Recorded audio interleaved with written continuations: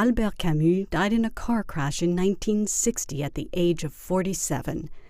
More than 50 years later, in his centennial year, what does he offer today's world? A new study, A Life Worth Living, Albert Camus and the Quest for Meaning, by Robert Zaretsky, confronts the issue directly. Canapé visits with the scholar who explains Camus' beliefs about rebellion, social injustice, and the function of the writer. There are many ways in which you can measure his significance for us today. There's, of course, the beauty of his writing, the sheer lyricism of his essays, or many of which he wrote in the 1930s when he was still obscure, or the equal lyricism of his last work, the unfinished novel, The First Man. So there's the beauty of his writing, which means as much to us today, and I believe will mean as much to future generations as it meant to Camus' contemporaries. Dans toutes les circonstances de sa vie, obscures ou provisoirement célèbres, jeté dans les fers de la tyrannie ou libre pour un temps de s'exprimer, l'écrivain peut retrouver le sentiment d'une communauté vivante qui le justifiera à la seule condition qu'il accepte autant qu'il peut les deux charges qui font la grandeur de son métier, le service de la vérité et celui de la liberté. A true moralist is somebody who cannot live at peace with himself as long as there are issues, there are questions of political or economic or moral import that are yet to be resolved. This, for me, is Camus' true significance, that he was one of our age's great moralists. His writings on Algeria, which are heartbreakingly honest, his efforts to explain what was taking place in Algeria, what was at stake in Algeria, to both the French, to the Pieds Noirs, and to the Arabs and to the Berbers. He was trying to speak to all of them. He truly believed that, in his famous phrase, that the French and the Arabs and Berbers were condemned to live together. As a consequence, dialogue was of the utmost importance. In Tunisia, where the revolt struggles to find a democratic resolution, rap is the art that threatens the autocracy. In its ongoing chronicle of the Tunisian arts, Canapé reports on the trial of rapper Weld.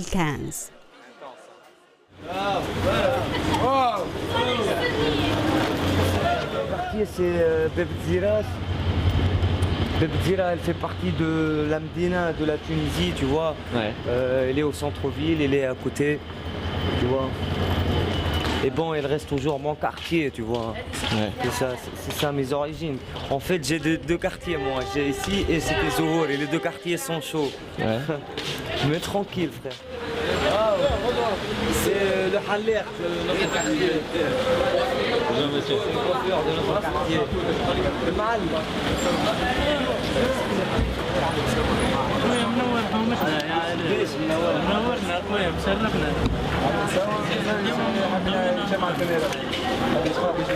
Il y a beaucoup de problèmes ici, il y a beaucoup de problèmes humains ici, tu vois. Et à chaque fois, chaque gouvernement, il n'a rien fait pour nous et puis pour des quartiers comme ça, tu vois, et puis pour tous les quartiers de toute la Tunisie, tu vois. C'est pour ça qu'on a la haine contre eux, tu vois.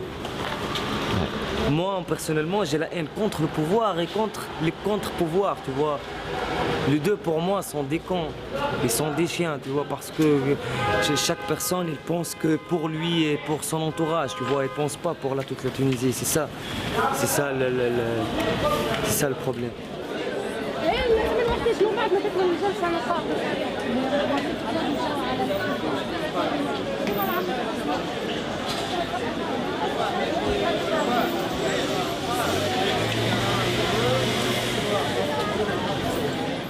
J'ai eu l'occasion de faire l'asile politique dans des pays européens, mais quand j'ai pensé, je ne suis pas un criminel, j'ai pas fait un crime pour fuir, tu vois.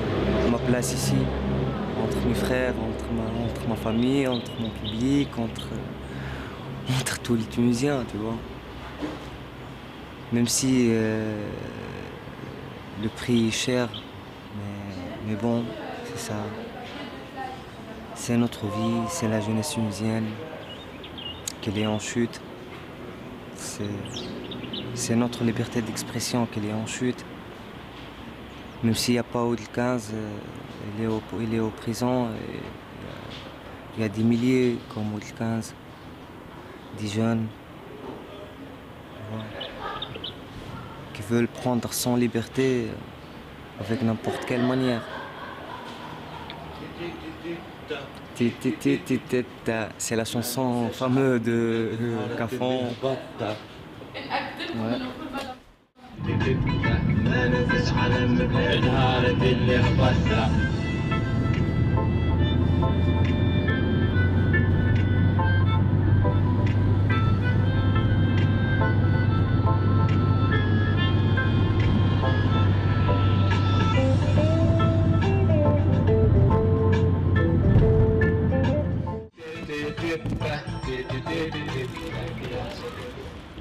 Je suis un artiste tunisien, معني رابور تونسي وهذاك الريف نتاعنا اللي نحكيو بكامل حرية وكاو. علاش شنو متوقع يا سيدي؟ نتوقع كل شيء. نتوقع ابريتو انا ارتيست نغني وبا بلوس معناها وكاو. ان شاء الله ربي معانا وان شاء الله القضاء ينصفنا. تتوقع؟ والله في اللي كاذوما ما نحس سورتو كي نطلع دروس تاع المحكمة نولي ما عادش نحس حتى شيء معناها. ميرسي عليك عايشك. عيشوا يا بوليس ما عندنا شيء مخبي كرهتونا في السيفير يا ربي لك انا ربيتي خرجني من مخك وربي سيبني زين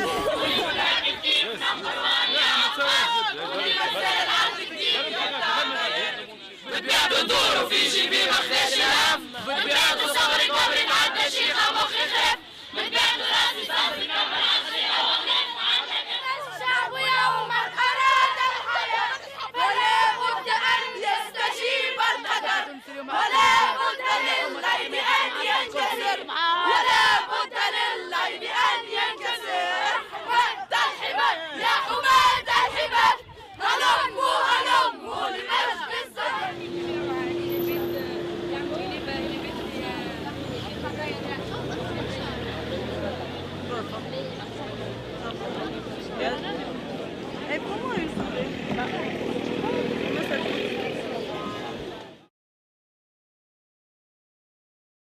If there were a godfather of French Caribbean literature, it would certainly be Aime Cesaire from Martinique. At the age of 26 in 1939, he published the poem cycle Notebook of a Return to My Native Land, a work that influenced both French and world literature.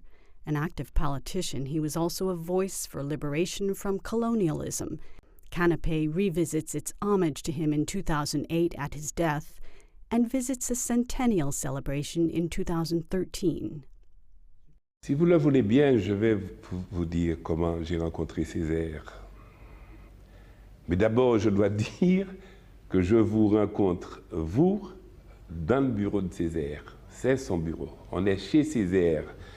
Là, si je prends plaisir et si je suis très fier d'être à son bureau, c'est que je le considère comme le père, notre père. Et cet homme, Aime Césaire, a fait de la mairie, du service municipal, la plus grosse entreprise de la Martinique.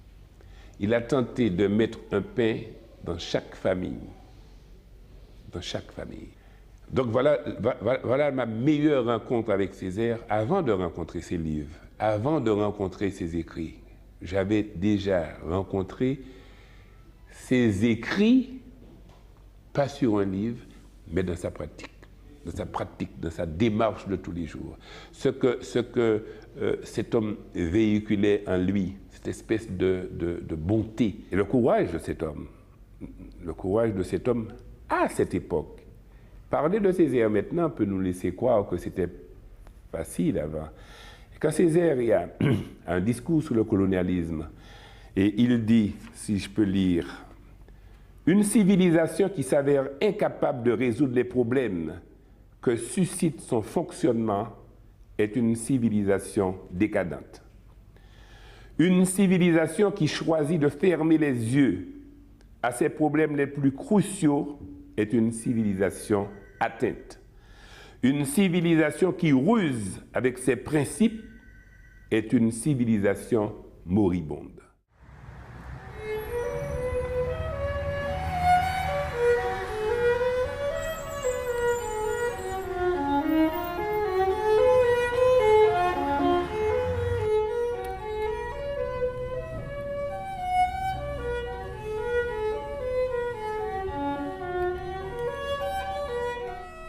Au bout du petit matin, je viendrai à ce pays mien et je lui dirai « Embrassez-moi, sans crainte. Et si je ne sais que parler, mais c'est pour vous que je parlerai. Ma bouche sera la bouche des malheurs qui n'ont point de bouche. Ma voix, la liberté de celle qui s'affaisse au cachot du désespoir. Et venant, je me dirai à moi-même, gardez-vous bien, mon corps, aussi bien que mon âme, de vous croiser les bras en l'attitude stérile du spectateur. Car la vie n'est pas un spectacle, car une mer de douleur n'est pas un prosénium, car un homme qui crie n'est pas un ours qui danse, car ce qui est à moi, c'est une petite cellule dans le Jura.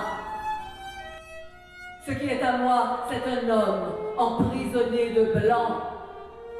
Un homme seul dans la mer inféconde de sable blanc. Un homme seul guetté par l'épervier blanc de la mort blanche. Un homme seul qui défie les cris blancs de la mort blanche. Toussaint, l'ouverture. Ma bouche sera la bouche des malheurs qui n'ont point de bouche. Ma voix, la liberté de celle qui s'affaisse au cachot du désespoir.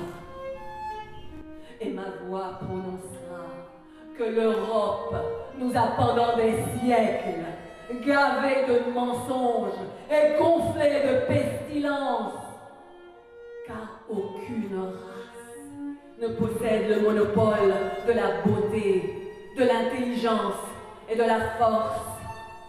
Et il n'est point vrai que l'œuvre de l'homme est finie, que nous n'avons rien à faire au monde, qu'il suffit que nous nous mettions au pas du monde, que nous parasitons le monde. Mais l'œuvre de l'homme vient à peine de commencer, et il est place pour tous au rendez-vous de la conquête.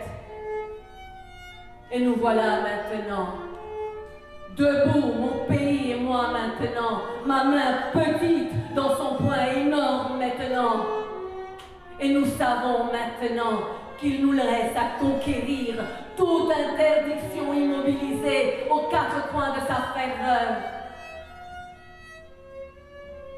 Il nous reste à conquérir notre place. Et notre œuvre vient à peine de commencer. Car nous savons maintenant que toute étoile chute du ciel à la terre à notre commandement seul.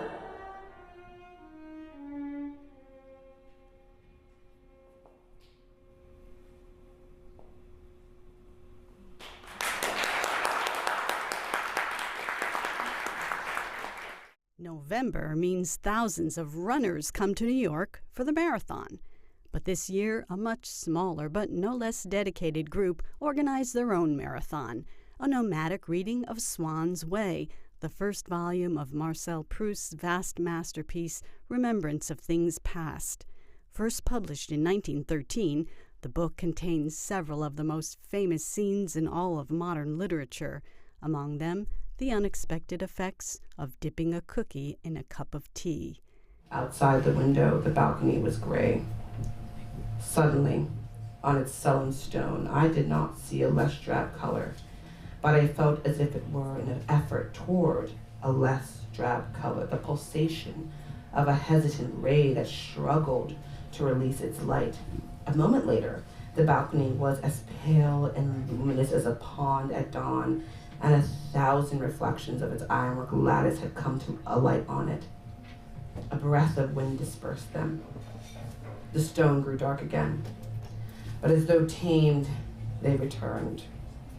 The stone began imperceptibly to whiten, and by one of those unbroken crescendos, like those which, in music, at the end of an overture, carry a single note to the supreme fortissimo, making it pass rapidly through all the intermediate stages, I saw it reach that fixed, unalterable gold of fine days, on which the sharply cut shadow of the ornate balustrade stood out in black, like a capricious vegetation, with a delicacy in the delineation of their smallest details that seemed to indicate a deliberate application, an artist's satisfaction, and with so much relief, so velvety in the restfulness of its dark and happy mass, that in truth, those broad and leafy reflections on that lake of sunshine seemed to know that they were pledges of calm and happiness.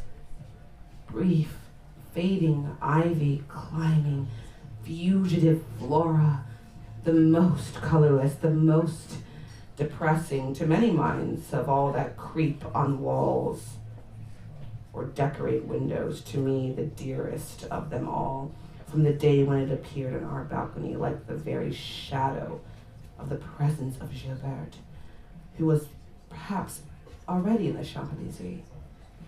And as soon as I arrived there, would greet me with, "Let's begin at once to play prisoner's base. You are on my side," frail, swept away by a breath, but at the same time in harmony, not with the season, but with the hour. A promise of that immediate happiness that the day will deny or fulfill, and thereby of the immediate happiness par excellence, the happiness of love, softer, warmer on the stone than even moss is, alive, a ray of sunshine sufficed to give it birth and make joy bloom even in the heart of winter. And on those days, when all other vegetation had disappeared, when the fine green leather that covered the trunks of the old trees is hidden beneath the snow, after the snow had ceased to fall, but when the sky was still too overcast for me to hope that Gilbert would venture out, then suddenly, inspiring my mother to say, "Look, it's quite fine now. I think you might perhaps try going to the Champs-Élysées after all." On the mantle of snow that covered the balcony, the sun would appear and weave threads of gold and embroider dark shadows. That day we would find no one, or one solitary girl, on the point of leaving, who assured me that Gilbert was not coming. There are bitter grapes, even at a Bordeaux chateau that produces world-class wines. Such is the premise of the French film You Will Be My Son, written and directed by Gilles Legrand. The family drama charts the difficult relationship between father and son as the issue of who will lead the enterprise into the future looms. Canapé talks with filmmaker Legrand and Cesaire award-winning actor Niels Arestrup about portraying a family in conflict with itself.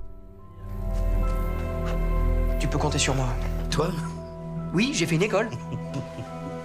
Faut avoir un nez, faut avoir un palais. Toi, t'as que de l'oreille. For the owner of this estate, it's a big responsibility and to choose. But you know, in the movie takes time in 1 month. You know, just before the harvest and just after the harvest. You know, and he has a big emergency. A huge responsibility to know how to do it now. Are you able to take care of the harvest or are you not? And he decided that his son was maybe too young, and you know, and he has, and because of this emergency, maybe he destroyed the love story he's supposed to have between the father and son. But you know, this is not. There is a big question for me. What? Are you obliged to love your children until, I don't know, when you are very young, it's a young boy or until 20 years, or you have to love your children. But you know, after, if it depends a lot of things, so you are, I think you are not obliged to love your children until the end. And in the other way, you are not obliged to love your father until the end. So that's some question that I try to speak in the movie, but you know,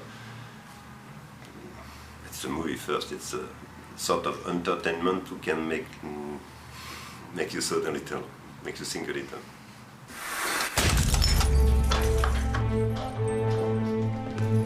Dis donc, Martin, jusqu'à preuve du contraire, c'est moi le patron, hein? J'ai jamais rien promis. Je t'ai dit qu'on verrait au fur et à mesure. Attends ton heure, mon grand. Philippe! Ah ben, je suis content de te voir, mon grand. Moi aussi. On va fêter le retour de l'enfant prodigue. Quoi, ce travail, là? Qu'est-ce qu'il y a? Tu le fais exprès ou quoi? Et si tu sais pas, tu demandes à Philippe. Je crois que votre fils, il aimerait prendre les choses en main. Martin n'est pas à sa place ici. C'est un domaine viticole, c'est pas la Cotorep. Moi, mon travail d'interprète, mon travail de comédien a consisté à essayer de défendre au maximum ce point de vue du père, hein, et d'être, en l'occurrence, aussi son avocat. Et évidemment, je sais très bien que certaines personnes peuvent être choquées de ce type d'attitude par rapport à leur héritier. Mais je vous dis, c'est simplement la reconnaissance d'une responsabilité à partir d'un domaine qui n'est pas un domaine matériel. On n'hérite pas d'une terre comme on hérite d'un compte en banque, ou comme on hérite d'un bateau, ou d'une voiture, ou d'une maison. C'est la terre, c'est le sang de cette terre, c'est des générations et des générations, c'est pas pareil. Je peux vous hériter d'une voiture, ça va, c'est pas difficile. S'il avait dû hériter de son compte en banque, c'est pas difficile. Mais la terre, c'est une autre chose. Quand Gilles disait le vin, on dit que c'est le sang du Christ, peu importe qu'on soit croyant ou ne soit pas croyant, il y a des choses qui sont du domaine du spirituel par rapport au vin. Et voilà, et cet homme est convaincu de ce rapport très fort au terroir et à la culture, à l'histoire de ce pays aussi, de la France, qui a vécu de cette légende, de cette histoire et de cette culture pendant des siècles, et il n'en est pas le propriétaire. À partir du moment où je n'en suis pas le propriétaire, mon héritier n'a pas non plus à en être le propriétaire. S'il en est le propriétaire, c'est qu'il a les qualités pour l'être. S'il n'a pas les qualités, il n'y a aucune raison de lui confier quelque chose qui ne m'appartient pas.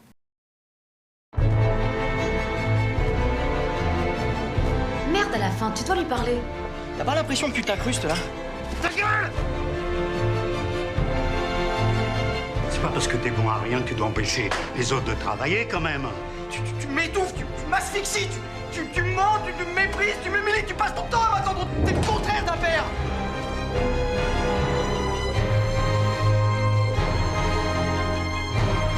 Vous croyez vraiment qu'on peut jouer avec les gens comme avec des Playmobil?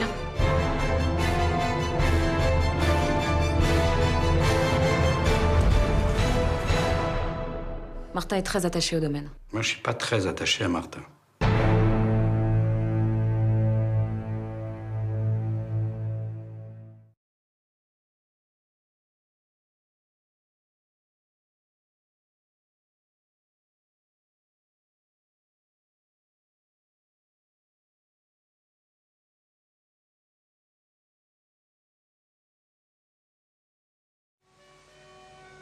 It's the most beautiful set in the world.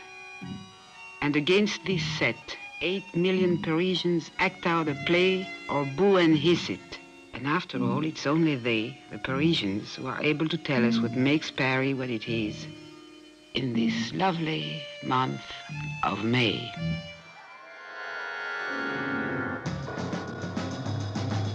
Pour moi, dans la vie, ce qui compte, c'est d'abord élever la famille. C'est 7 heures ici et 8 heures pour notre travail.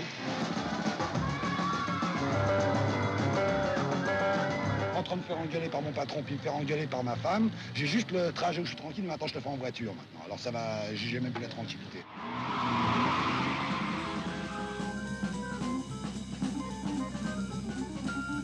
Demain, on pourrait instaurer la semaine de 30 heures. Il n'y a que des obstacles moraux. On a un peu tendance à oublier que le dernier des prolétaires d'un pays colonisateur a toujours un sous-prolétaire, celui du pays colonisé, et que cette réalité survit à la colonisation. Ma grand-mère m'avait toujours dit « méfie-toi des Français ». Vous croyez à l'amour?